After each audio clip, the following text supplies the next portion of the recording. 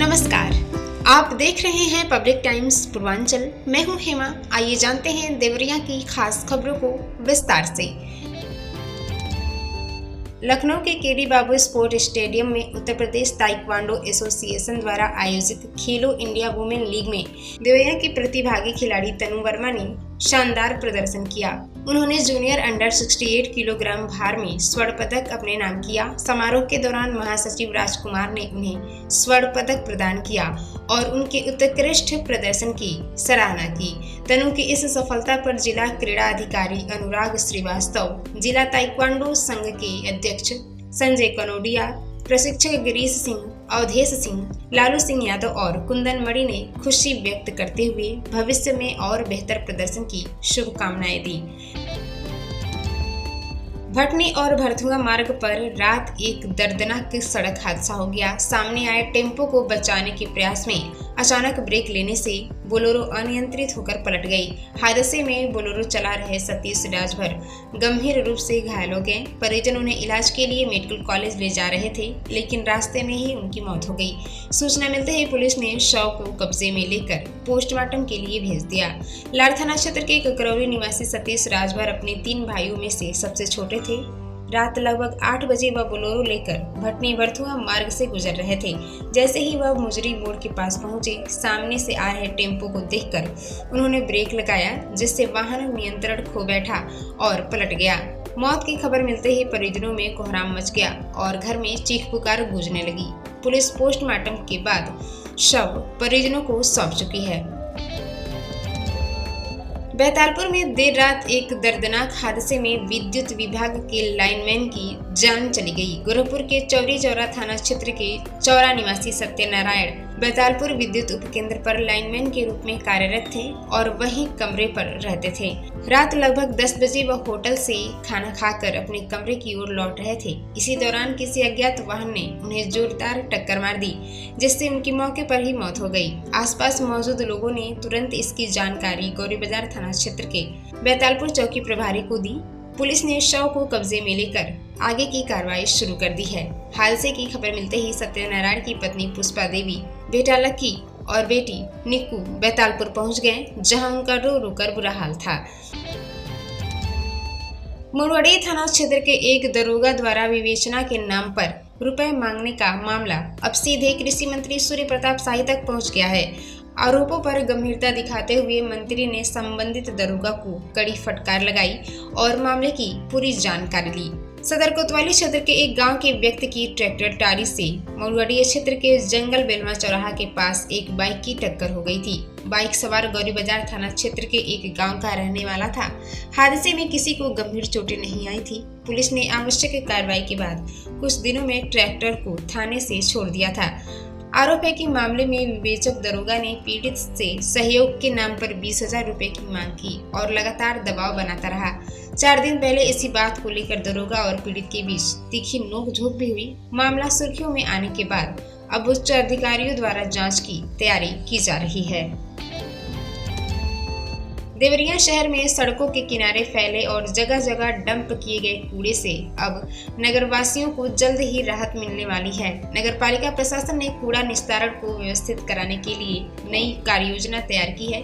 इस योजना के तहत शहर के प्रमुख स्थलों और संबंधित वार्डों में निर्धारित स्थानों पर कूड़ा घर बनाए जाएंगे। कूड़ा घरों में दुर्गंध रोकने के लिए ईयर एग्जॉस्टर लगाने का भी प्रस्ताव तैयार किया गया है, जिसे अनुमोदन के लिए शासन को भेजा गया है। स्वीकृति मिलते ही निर्माण कार्य शुरू कर दिया जाएगा।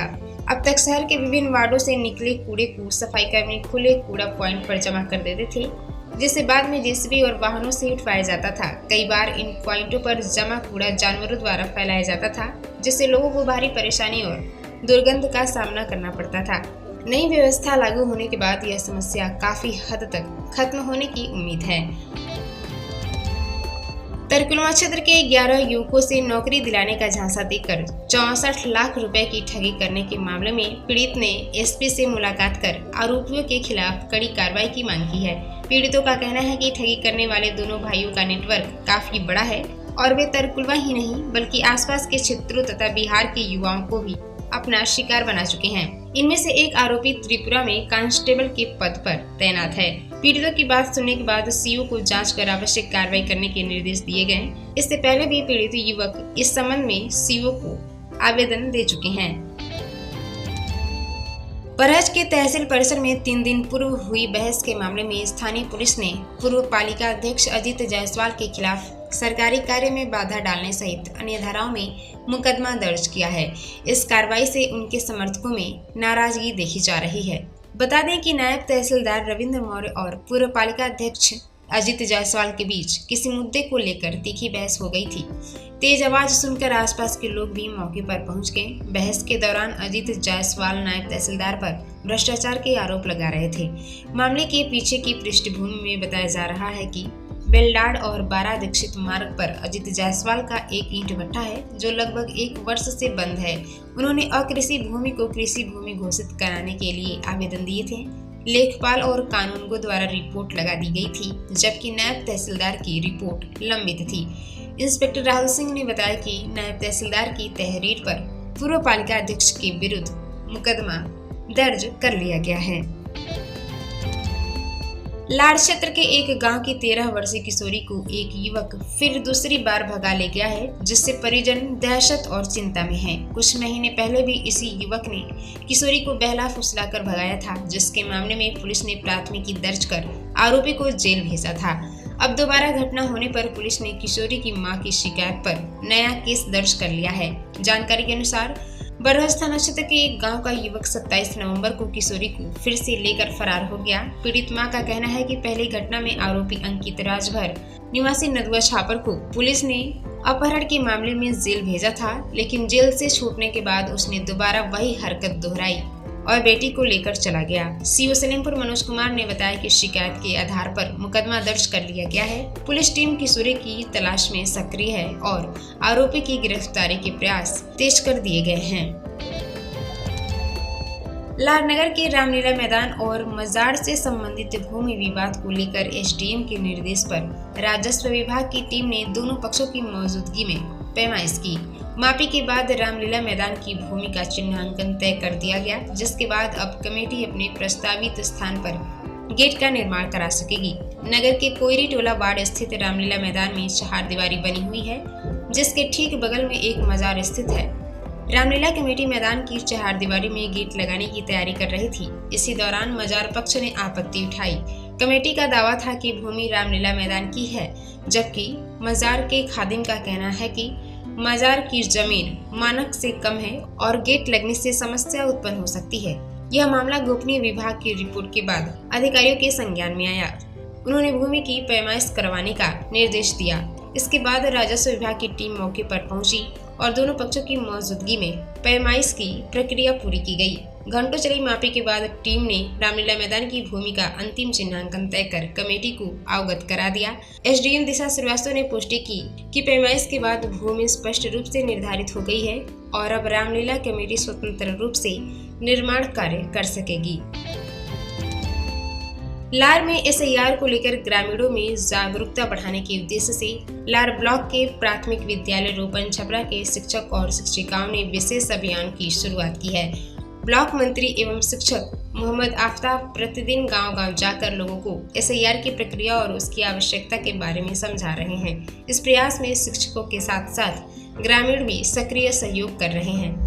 मोहम्मद आफ्ताब ने बताया कि एसआईआर के तहत बीएलओ को घर घर जाकर लोगों से गणना प्रपत्र भरवाना है, लेकिन कई ग्रामीण जानकारी के अभाव में इसे भरने से हिचक रहे हैं। इसी वजह से भ्रम दूर करने और प्रक्रिया को सरल तरीके से समझाने के लिए यह जागरूकता अभियान शुरू किया गया है। विद्यालय के विद्यार्थी भी इस अभियान का हिस्सा बनाए गए हैं ताकि वे अपने अभिभावक तक संदेश पहुंचा सके कि जब बीएलओ उनके घर पहुंचे तो वे गणना प्रपत्र अवश्य भरें। जिन युवाओं ने पहले ही अपना प्रपत्र भर लिया है उनसे भी जन जागरण में सहयोग किया जा रहा है।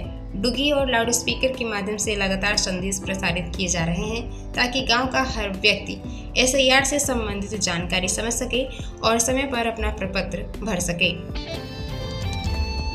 भलौनी के स्थानीय कस्बा निवासी अशोक कुमार सिंह और शशिबला सिंह के पुत्र शिवम ने अंतर्राष्ट्रीय मंच पर क्षेत्र का नाम रोशन किया है। चीन के ताइपेई में आयोजित एशियाई प्रतियोगिता में उन्होंने रोबोट प्रणाली एकीकरण वर्ग में शानदार प्रदर्शन करते हुए कांस्य पदक हासिल किया। शिवम की इस उपलब्धि से क्षेत्र के लोगों में हर्ष और गर्व की लहर है। शिवम ने अपनी प्रारंभिक शिक्षा स्थानीय प्राइमरी विद्यालय से प्राप्त की और आगे मदन मोहन मालवीय इंजीनियरिंग विश्वविद्यालय से बीटेक की पढ़ाई पूरी की। तकनीक और नवाचार के प्रति जुनून ने उन्हें विश्व कौशल प्रतियोगिता तक पहुंचाया, जहां उन्होंने ताइपेई में आयोजित प्रतियोगिता में भाग लेकर अपनी प्रतिभा का बेहतर प्रदर्शन किया।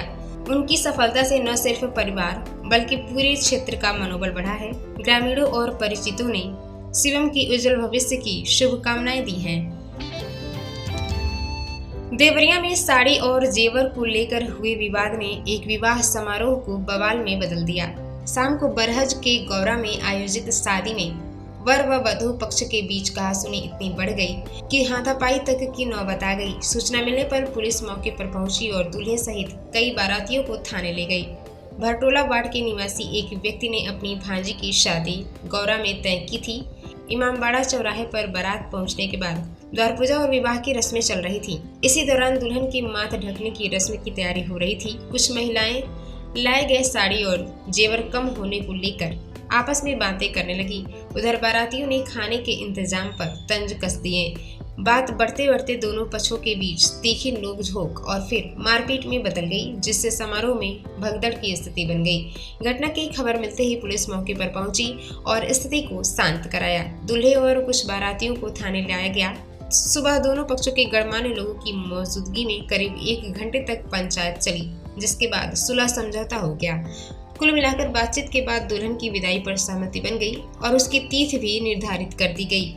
सीओ हरिराम यादव ने बताया कि पुलिस ने समय रहते हस्तक्षेप कर मामले को शांत कराया और दोनों पक्ष अब आपसी सहमति से राजी हो चुके हैं। तो ये थी देवरिया की खास खबर। आप इसे देख रहे थे पब्लिक टाइम्स पूर्वांचल पर। मैं थी आपके साथ हेमा। नमस्कार।